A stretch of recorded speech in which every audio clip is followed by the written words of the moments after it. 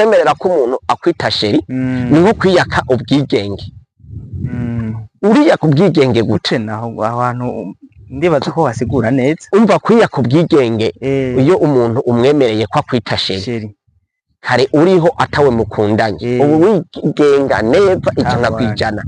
Nta muntu n'umwe aba wobuzwa guteramana nawe, nta n'ahantu na hamwe wobuzwa kugenda, nta n'umuntu n'umwe worinda gusaba uruhusha ahantu ugiye hose.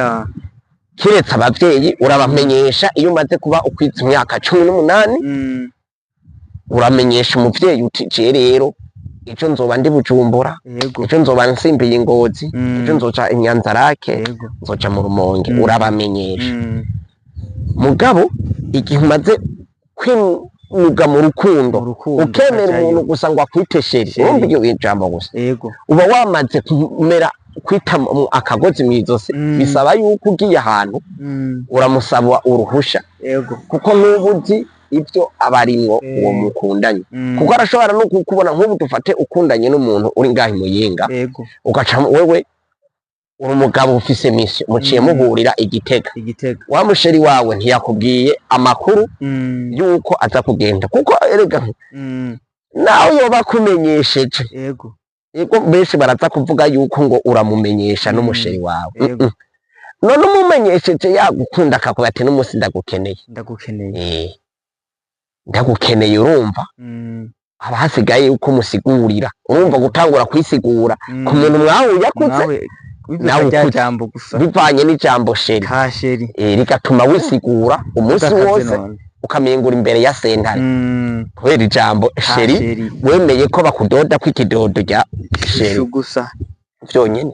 Nk'ubu utaratanga ubusheri itelefone yiwawe ivyo babi birimwo byose ntawe vyo babaza. Mugo umaze gutanga ubusheri ku muntu bigaruka kubabaza urya muntu wakemereye.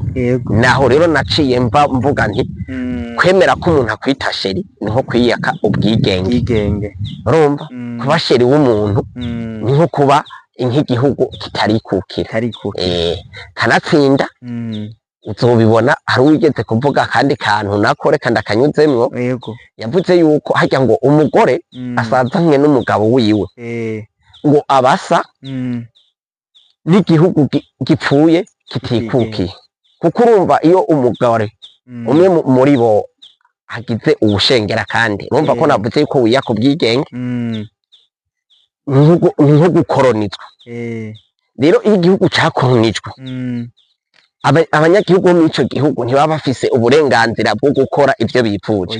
No mu rukundo rero iyo maze kwemera yuko bakwita sheri ntushobora gusubira ngo bikunde gukore ivyo wishakira, kuko dufata nk'abantu wewe kare wahora ukunda kuryamana n'abantu benshi, uno munsi ata muntu n'umwe wigeze uvuga ngo jewe ngo uyu niwe musheri, kaba dufate umera nk'uwidandaza canke akaba arivyo bikugora kugaragara abantu na nuno munsi bahari avuga ati jewe ivyo vyo gukundana navyo nokurirwa ndajamwo ndakunda kuryamana n'abantu. Nukuvuga igihe cose yemereye ubusheri umuntu vya bindi yakunda birahagaze. Rero mw'ico gihe bica bisaba yuko wewe ubibonye adasubira kubigira nkuko yabigira. Uno munsi wampaye ubusheri nkaza mbona rundi rugabo ruheru gusoma hari utanze ubusheri hari ibihimba vyo ku muntu bidasubira gukorwako yego ari utanze ubusheri urumva ukemerera ubusheri umuntu ubwigenge bw'iwawe wabutakaye.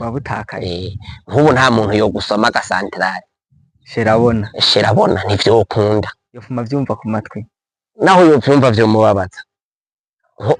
Igihimba coco kirondoka ubuhugu n'abakobwa ico kiba kibaye umuziro ntusubira gukorako, kiba kimaze gukoronizwa naco nyene urumva.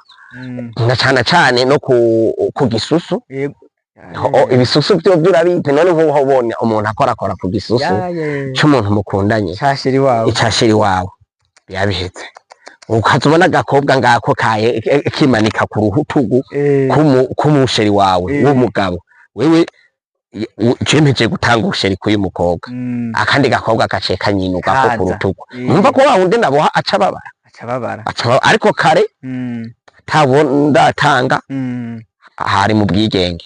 Uti rero sheri rero n'ubukoroni mu bundi. Ni kuvuga naho nyene rero mwapfuye rero demokarasi ibibonetse uzokwama ubibona mumbabarire ndakivuko ndakibona. Uzomenya akamaro k'umugore ari uko agiye, umenya akamaro k'umugabo ari uko agiye.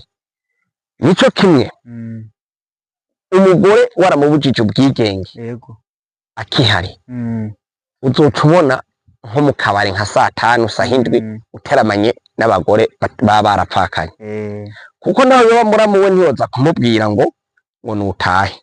Akubwira ati wahora ncura antahisha ndaza aho namusize reka kunkora mu gisebe. Nico kimwe niyo ari umupapa, harya umupapa nawe umumenya ari uko mama wawe aba yapfuye, umenya ingeso zo muvyeyi umwe muri bo yapfuye, niho uzomenya ati mbe papa wanje yarameze kuki. Uzoca usanga mama wawe yamaze gushengera saca arongora byihuse, cyangwa ugasanga bayindaya mu zindi ari umutama akita gusarana imbi. Kumbe yagenye ko mama wawe yari hajya nk'igikingirizo kimukingiye kutagira bya bindi. Urumva rero umwe rero bwa bwigenge muri babiri, umwe akingira uyundi ubundi ntakingira ubundi agakingira uyundi. Ari navyo navugarutse gusigura ubwo bwigenge buba buri ku bantu babiri, umwe akaraba ati ngire gute ngiye yuko nca mbabaza uyu, ukanka ari ibintu twanka gukora ukwanka kubabaza wundi kagashiri gusa ka kantu kashe. Uko akarorero nk'uyo uri umusore ukubaka inzu yawe nziza